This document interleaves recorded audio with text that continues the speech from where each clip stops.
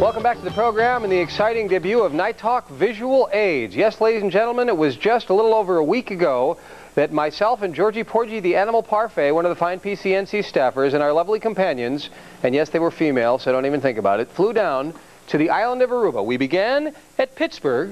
We ended up in Aruba. You can see it's just off the coast of South America. It's a lovely little island. It's very arid. It's very desert-like. There's many cacti, but there are palm trees and it's cool, and there are scantily clad women, and what else can you ask for?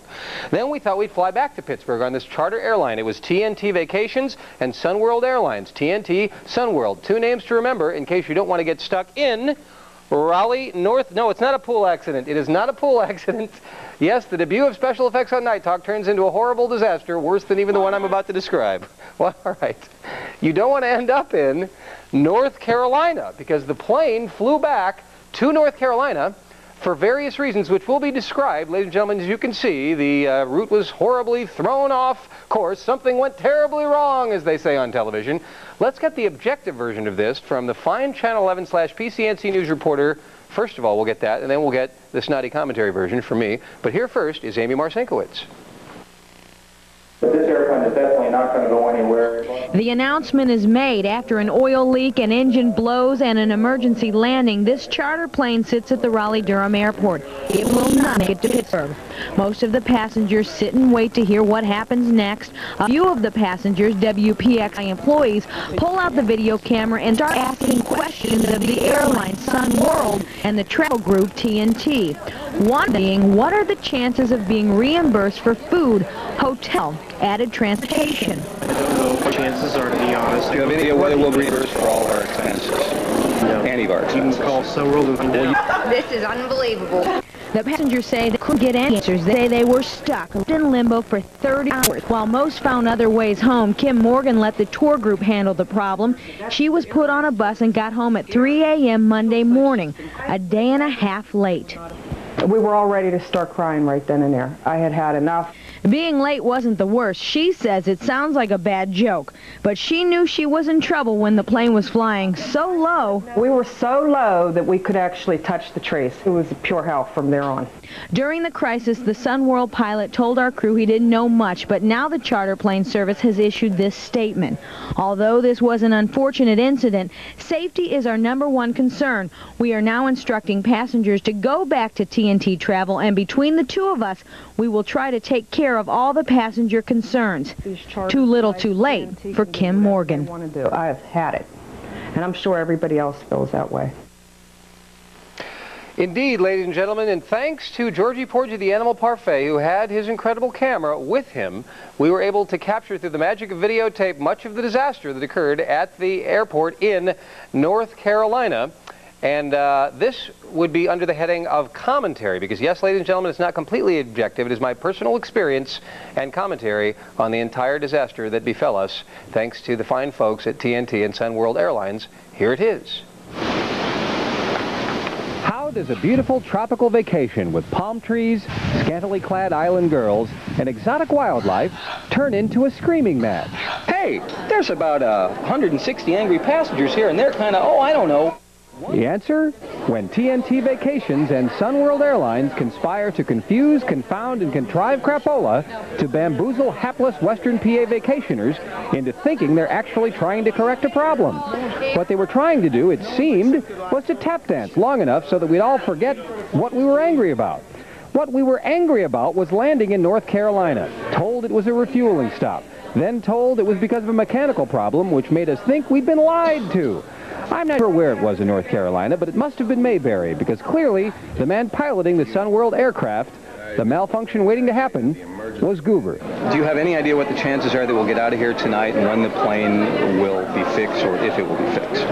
You know, I don't know what your chances are, to be honest. Do you have any idea whether we'll be reimbursed for all of our expenses? No. Any of our expenses? You can call Sun World and find out. Well, I see Sun World here. You're Sun World, right? I mean, correct. Why don't you call Sun World and find out? Well, you're representing them to all of us. Why don't you call Sun World and find out whether or not we'll be reimbursed for all of our expenses?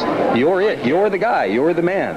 I'm just a passenger. You're the airline. Right, and I understand your frustration. So you have no number that you can call Sunworld anywhere in the world right now that somebody's up and available when an emergency landing occurs to say, hey, there's about 160 angry passengers here, and they're kind of, I don't know, wondering if they're going to be reimbursed for their expenses. That's impossible for you to make a phone call to somebody? I've done that. And what have they told you? Right now, there's not much information. Not much information. Okay. I'm confused. A yes or a no as to whether we'll be reimbursed is sufficient. Are they like incapable of a yes or no answer? Hello, can you reimburse for them? Yes or no? We were told the mechanic was on his way to fix the plane, but he was 45 minutes away, although he ended up showing up 4 hours later. We were told they could fly a plane in from Cancun, but later, no, they couldn't do that. We were told they had made arrangements for another charter plane, but only 100 of the 160 of us could actually get on that plane. What do you think of this deal where they might get in a plane with only 100 seats and there's 160 of us? I don't know how they're going to do that. I don't think I could take you, but I think I could take that old lady over there. What do you think? We were told they couldn't get a definitive answer from anyone about anything. And this did not please us.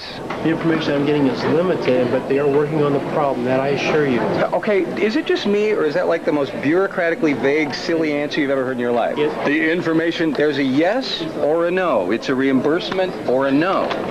It's not that complicated. This isn't like the Secretary of State, all right? There's not negotiations in the Middle East. Well, can you get that from somebody? I will try. Thank you. Appreciate that.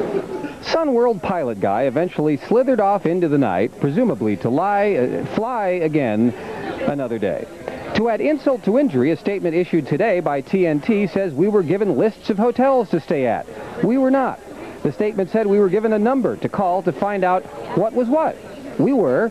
Literally, no one got through. The biggest problem with this fiasco is that no one knew who to call, no one knew what to do, no one knew who would make a decision, and one got the feeling they were just too cheap, too stupid, or both to do anything about it. To have a mechanical problem is typical. To have absolutely no contingency plan in case of emergency and no one on standby to figure things out is ludicrous. It may be called Sunworld, but it is the mother of all disorganizations. And as for TNT, it is aptly named because this vacation blew up real good. Ladies and gentlemen, TNT and Sunworld claim they will reimburse us. I, for one, will be submitting my receipts, but I will wait until I have the actual check in my hand before I believe that they will actually reimburse me. And thanks again to Georgie Porgy, the Animal Parfait, for an incredible amount of camera work. And thanks to all the fine human beings who were there with us who, stared while I made a fool of myself in public. And a postscript, ladies and gentlemen, after a 10-hour drive here from Raleigh, North Carolina in my lovely little Avis rental car, I found that my own personal car front left tire was low, so I drove it pretty much on the rim to the 7-Eleven and I put air in it. Boom! It blew up. You know, when it rains, it pours. You know what I'm saying? Sometimes the sun shines in your dog, and sometimes you're just a dog's butt or something like that. You know what I'm saying, Eric? You know what I mean? Things just don't go. You know what? You're with me on that. We'll follow up on this exciting story later on, but now that's enough of that, ladies and gentlemen. Let's move on to the Steelers' leases and whether they are fair and whether or not we're all getting a good deal since we're all kicking in cash for the Steelers' new stadium on Night Talk on the Pittsburgh Cable News Channel. Tom Flaherty joins us in just a moment. Night Talk is sponsored in part by R.A. Mayo.